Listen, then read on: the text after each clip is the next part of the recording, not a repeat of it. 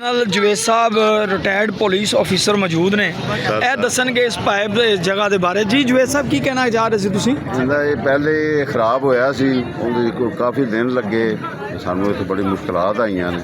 ਅੱਲਾਹ ਪਾਕ ਦਾ ਸ਼ੁਕਰ ਹੈ ਕਿ MLA ਜਿਹੜੇ ਸਾਡੇ ਵਜ਼ੀਰ ਅਬਦੁਲ ਹਕ ਸਾਹਿਬ ਉਹਨਾਂ ਬੜੀ ਮਿਹਨਤ ਕੀਤੀ, ਕਿਉਂਕਿ ਉਹ ਜੋੜ ਜਿਹੜਾ ਉਹ ਮਜ਼ੀਦ ਉਹ ਬਿਹਤਰ ਕਰਨਾ ਚਾਹ ਰਹੇ ਸੀ ਸਮਦਪੁਰੇ ਵੱਲ।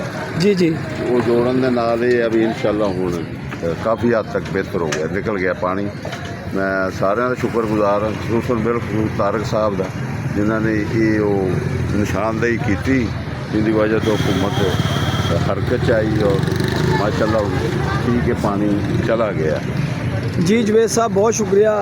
और साढ़े एक छोटे जे बरखुरदार कह रहे हैं जी मेरे वाल भी कैमरा मारो, इन्हें तो पीछे एक और छोटा बैठा है। हाँ भी की ना है तेरा? असद। पढ़ना तू किनवीं?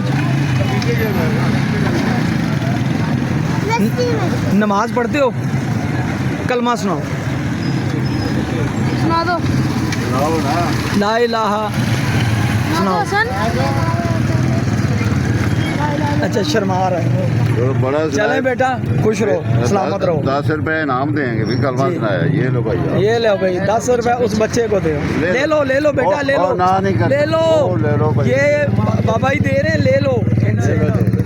हाँ जी, लीजिए जी, इजाज़त दीजिए। जवेद साहब ने अपने ख्यालात का इजहार किया, इनकी मेहरबानी कि इन्होंने हमारे क्रेडिट दे दिया हमें, लेकिन क्रेडिट उन्हीं को जाना चाहिए जिन्होंने ये काम करवाया। जो भी हैं भाई, मसला हल हो गया। हम जवेद साहब खुश हैं कि लोग परेशान ना हों। हम तो लोगों की परेशानी के लिए आवाज़ उठाते हैं, हमारा ज़ाती एजेंडा कोई नहीं होता और इंशाल्लाह ना होगा। शुक्रिया जी।